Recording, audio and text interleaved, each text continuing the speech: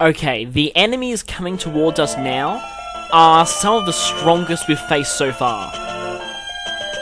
They have some really good weapons like killer bows, hero swords, and some really annoying ones like sleep swords. But none of that means anything because we have Holsesi. The rest of this chapter is pretty easy. Just move Levin up to this large group of enemies and win. Seriously, Levin can now take on entire armies without any support whatsoever. That's why I like giving him a leg ring, so he can get somewhere quickly. And once he's there, well, everything else within that range is going to die. Just don't go too overboard, because you might want some experience for other people. Because, like, I'm not exaggerating when I say that if you put Levin in the middle of an enemy army, by the end of the enemy's turn, there will be no army. So just bear that in mind if you want to get more experience for other characters.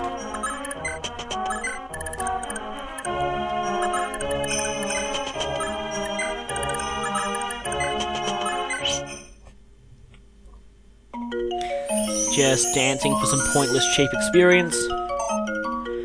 Well, at least you got a level up out of that. I like to have my dancers or equivalent characters dance at least once every turn.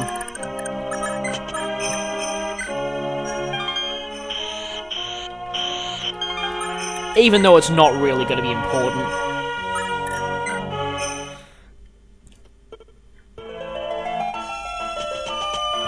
You know, strictly speaking, dancers don't really need level ups.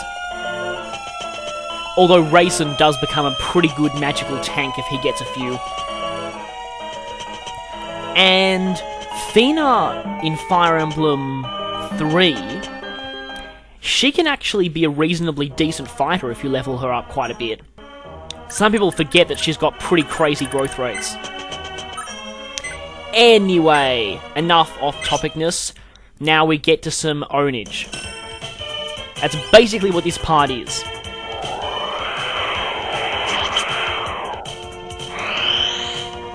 Yes, that was a one-hit kill on a 52 HP enemy without a critical. Just imagine what a critical from Levin can do. Can't really move Fury in there because of that Archer. We'll want to get rid of them. And I don't want to move Sigurd in there at this point because he doesn't like getting attacked by multiple mages. But I can just leave Levin up where he is, and he'll deal with most of the problems for us.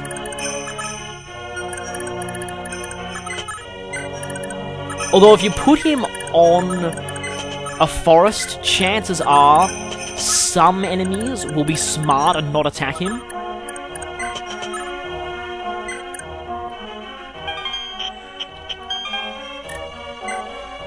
Of course, all it takes is for the enemy to have a tiny percentage of hitting and they will attack him, and most likely fail. As is going to happen a lot here.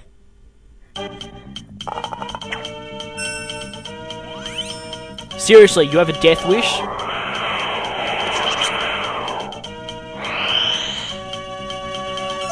Exactly. This is what Levin does to anyone who attacks him.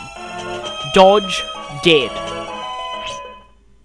Now these guys have hero swords. But that's not going to help at all.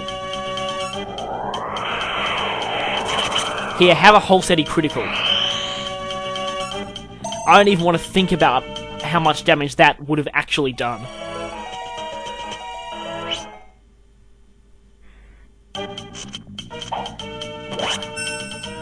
Okay, Levin actually got hit. But that's probably all they're ever going to do.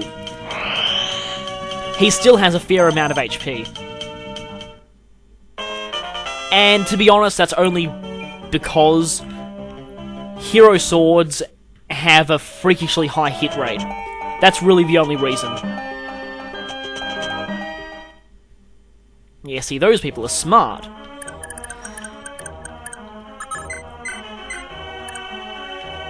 Yeah, let's just get this over with.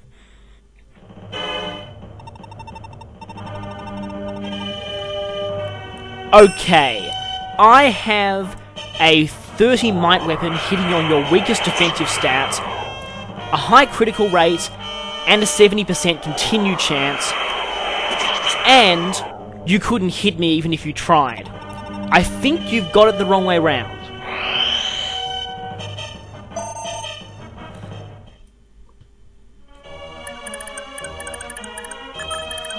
Now, I will want to get a cheap kill on that healer, but it's not going to matter since all these enemies are going to die in one hit, so that healer won't help them. Though that was a surprisingly good amount of experience for killing a defenseless healer. Normally you get a surprisingly pathetic amount.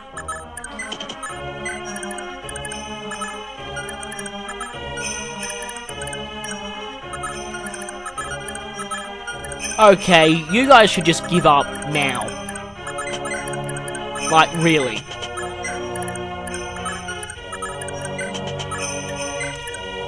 Like, strictly speaking, they're all dead. In fact, they were dead before they even got to us. They were dead the moment they were sent out. They just didn't know it yet. Unfortunately, they are attacking Sigurd, which isn't good because he doesn't like getting hit by mages. It's his one weakness. Yes, this is a situation where the phrase, "my one weakness," actually means something. Equipping the Thief Sword here to get more gold. Actually, it was an idea from the forums that, you know, gave me the idea to equip the Thief Sword on Sigurd.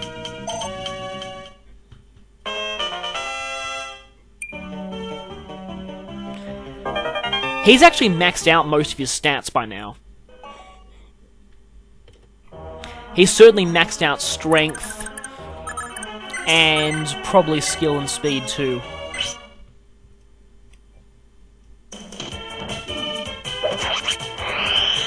Yeah, now's the time where we can get some kills for other characters. Oh, come on! And I think now I should give Azel some experience, because he didn't really get a chance to do all that much after the beginning of the chapter. I'll let him catch up a little bit. But I mean, yeah, I don't really like him all that much. He doesn't have decent stats in anything except magic, really. His children, on the other hand, are much, much better.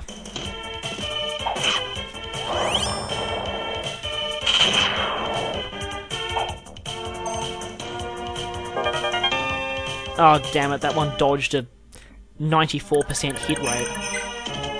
Well, this is when being able to hit and run is really helpful. And to finish things off, just to go for complete overkill, a lover critical bonus.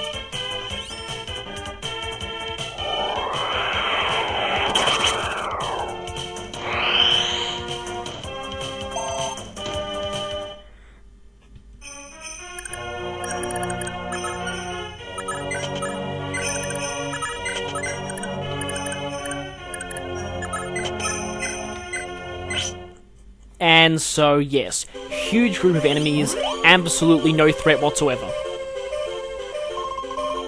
And at this point, the chapter is basically over. Because all we need to do now is just get to Zaxxon and take out the very small number of people defending it. I just realised, though, that since next part is going to be the last one for this chapter is actually a lot shorter than any of the previous ones. Well, it has been in my playthrough. I'm wondering if that's because, at this point, most of my characters are now promoted, and thus, I don't really have to focus as much on leveling up weaker characters anymore, so I can just focus on the strategic elements.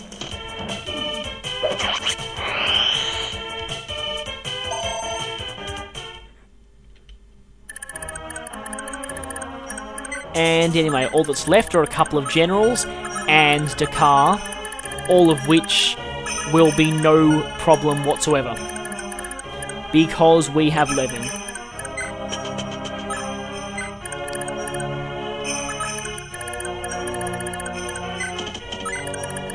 So, in the next part, we'll be finishing off this chapter. And hopefully with some serious Levin ownage again. Expect to see a lot of that from now on.